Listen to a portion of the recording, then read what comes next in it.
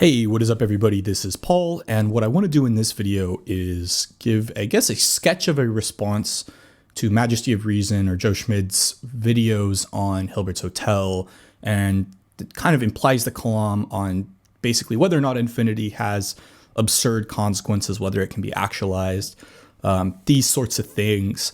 And yeah, hopefully this isn't meant to be an attack or technically a refutation as much as just an exploring of ideas that'll hopefully keep this conversation going. I definitely lean towards the side that an actual infinity is, I definitely lean that that's absurd, but I'm open to being wrong and I'm not super tied to that point. So anyway, let's go ahead and get started. So the two definitions that Joe gives in his videos, and these are worth knowing, so I'll restate them. The first is Hume's principle. It says two sets have the same number of elements if and only if there is a one-to-one correspondence between them.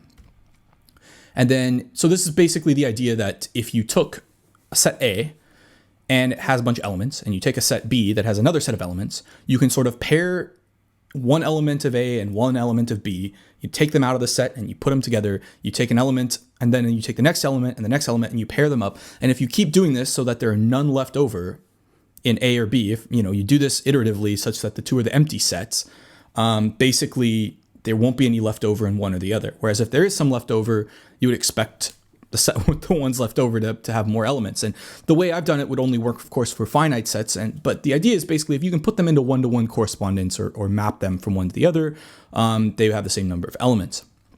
And then the next is Euclid's principle, which basically says if A is a proper subset of B, which is basically saying that B contains all of A's elements plus some elements that A does not have, then what this is referring to, the cardinality of A is strictly less than the cardinality of B. So basically what we're saying is if B contains all of A's elements plus some elements that are not in A, then the size of B is larger than the size of A. And this is sort of a very intuitive thing as well. And I think both Hume's principle and Euclid's principle make intuitive sense, right? For Hume's principle, my illustration for finite sets that you kind of pair up individual items and take them together, it makes sense. You just kind of match them up.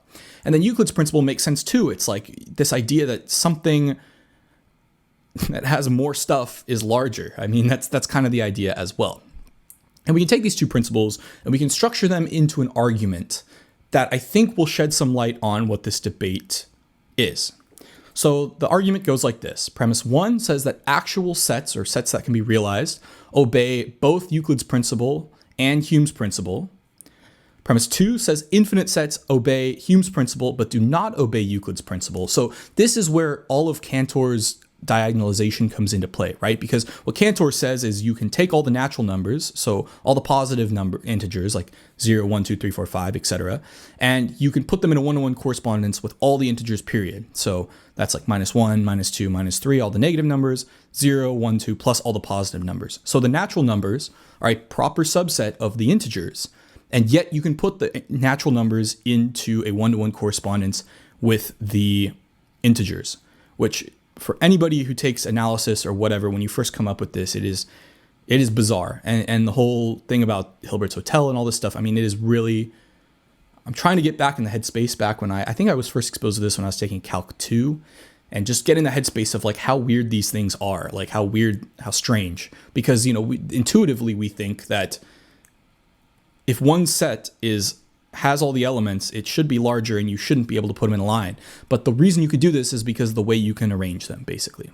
So anyway, premise one, actual sets obey both Euclid's principle and Hume's principle. Premise two is infinite sets obey Hume's principle but do not obey Euclid's principle. And then the conclusion is therefore infinite sets cannot be actual sets or cannot be actualized. Now, of course, this is, standard argument. So if you have a problem with this, you would have to hit one of these premises. And I think the one that you would want to do is hit premise one, is basically say, well, why do actual sets have to obey Euclid's principle? Or maybe they obey Hume's principle, but not Euclid's principle. And this is the tricky one, because Hume's principle and Euclid's principle both are intuitive. And I think some other philosophers have made this point in mathematicians. So you can't appeal to one making more sense than the other. And there are indeed other formulations of infinity that respect the notions of size in the way we're talking about. But the fact that it seems to break one or the other gives us cause for an alarm. So I think premise two is very clear. Premise two is very clear that Cantor's diagonalization is transfinite numbers, these sorts of things, that they break Euclid's principle. But so where you could attack this argument is on premise 1. So let's try to see about this.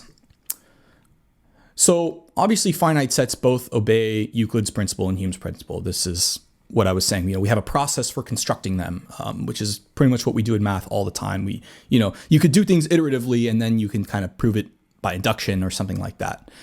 And then Wes Morriston makes this interesting point though, and he kind of admits this, and then he says, it's not clear why we should trust our intuitions when it comes to the cardinality of infinite sets.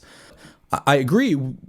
Well, maybe it's a case that things behave strangely at infinity, but at what point do things behave strangely enough at infinity that we say they cause a contradiction or they're absurd? And I think that's the point, and I'm not really necessarily making a defense of Craig, but maybe in some way I am, is saying, well, maybe at this point, this is where he'd say, because it breaks these principles that we assume are maybe logically sound, and now at that point, you're arguing what actually is a contradiction or what actually absurdity means. You're kind of getting into this language game.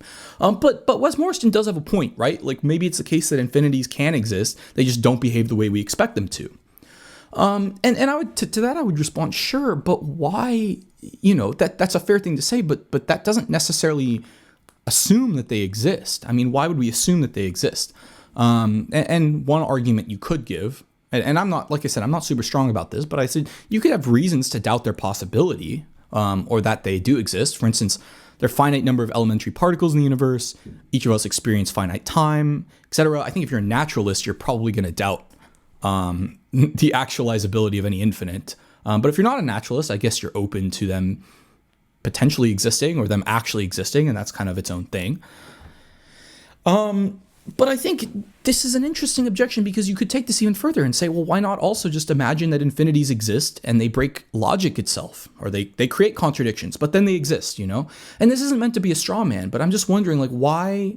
I mean, I understand we shouldn't trust our intuitions when it comes to the cardinality of infinity, but why not just, if we're going to say they still exist in spite of this, why not just assume that they exist and break logic? And I think at what point, the main point of this question is to say, at what point does infinity become absurd? What rule would they have to break? What rule would something have to break? Obviously, you can't make a square circle or something like that because that'd be, a violation of logic or reason or whatever. But if it causes any sort of, any of these contradictions, at what point would we be justified in saying that we should doubt their existence? And I'll get more into this in a second, but I don't want to get too far into this because once again, this is mainly just a sketch of this argument. Another argument you could make in response is, one, actual sets obey the law of non-contradiction. This is kind of the other one's more of a thing. Premise 2 is infinite sets break the law of non-contradiction. Therefore, infinite sets cannot be actual sets and actualized. And this is where I think you can say, for instance, something has to go. Right? You can either say that the natural numbers and the integers, for instance, you can either say the natural numbers are a proper subset of the integers. You can say that doesn't hold, and therefore we don't have any issues. Or you can say that, okay, well then Hume's principle or Euclid's principle doesn't hold, or you can say infinity doesn't exist, but something has to go. Otherwise, we're running into these issues. So if you're going to claim that actual infinities can exist, now you need to go around finding another explanation as to why we have this apparent contradiction. And maybe one of them is, as Wes Morriston is saying, we just assume that Hume's principle doesn't hold for infinite sets. And I think this is a very standard thing we do in math, right? We basically run into these issues with infinity, and then we just say, okay, we can't do this for infinity. Or, okay, this works in finite dimensional vector spaces, but as soon as you move up to infinite dimensional vector spaces, we have to come around this in a different way. And that's fair. I mean, that's what we do all the time. And luckily, we have a mechanism of talking about this and doing this. The third argument is based on the BANACH-TARSKI theorem, which is, the paradox, I guess, the BANACH-TARSKI paradox, which just basically goes like this. Actual objects obey conservation of mass. Premise 2 is objects can be duplicated without contradiction using infinity, using these sort of some of the mechanisms of the BANACH-TARSKI theorem. Therefore, infinity cannot be actualized. So here's another argument against the existence of an actual infinite. Now, there are formulations of the BANACH-TARSKI theorem that do conserve volume supposedly, or they do it's like a way to look at it. And honestly, to be honest, I don't completely understand these particular formulations of it. Obviously, if this BANACH-TARSKI theorem works the way it seems on the surface, it would be absurd to assume you could take, a sphere, break it down into little pieces, and then reconstruct two spheres that were like the same size.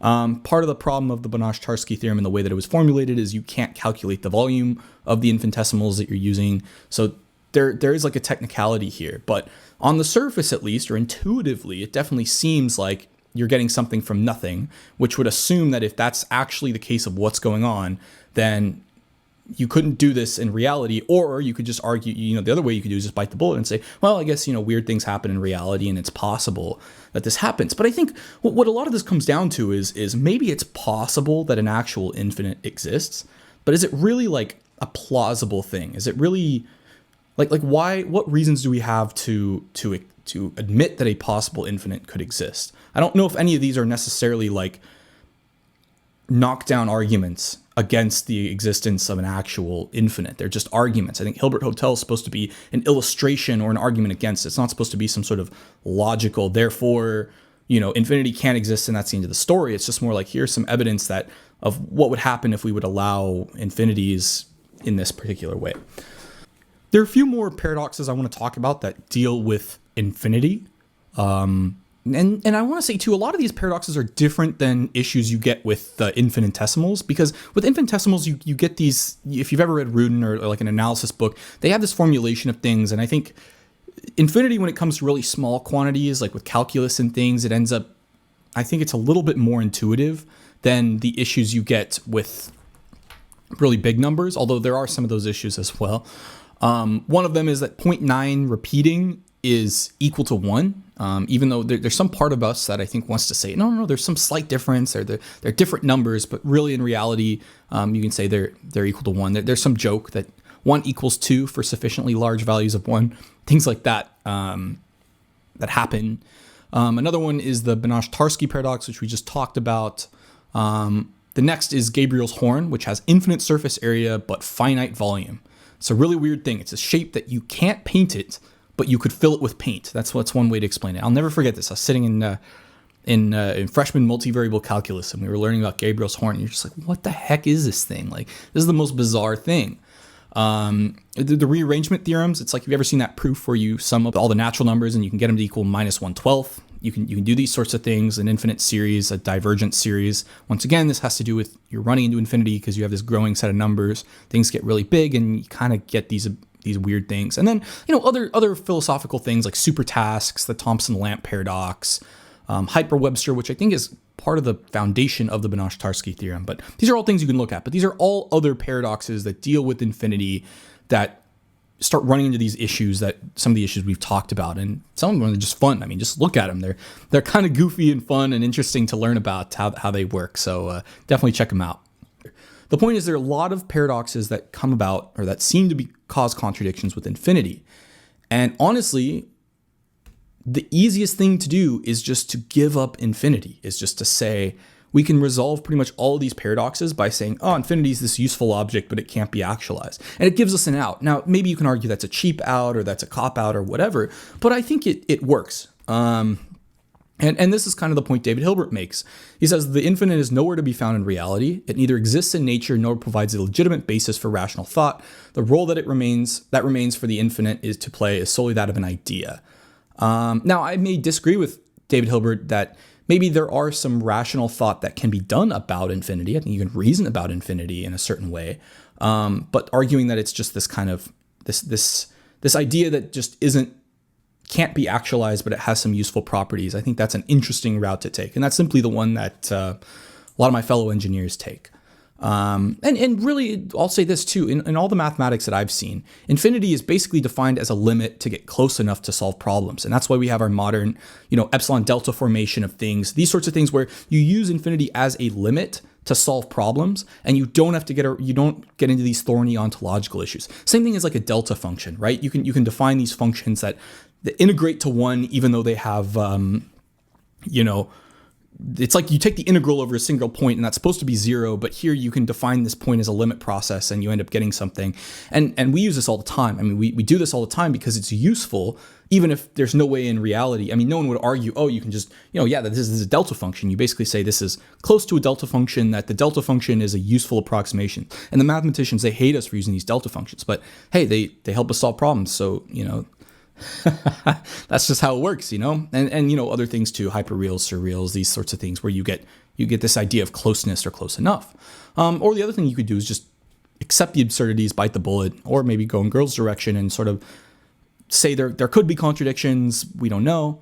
But honestly, and this is my main conclusion, it just seems like the easiest and best solution, in my opinion, is to just deny the actuality of infinity and simply just say it's a useful concept. It has its uses, it's good to know, but it does lead to some of these contradictions, and every single one of those contradictions on the last page would not be a contradiction if we were just like, yeah, once you get to infinity, like weird things happen, and it has no basis in reality. Like Gabriel's horn's a good analogy, right? Is it really plausible to think we could build an object that we couldn't paint, but we could fill it with paint?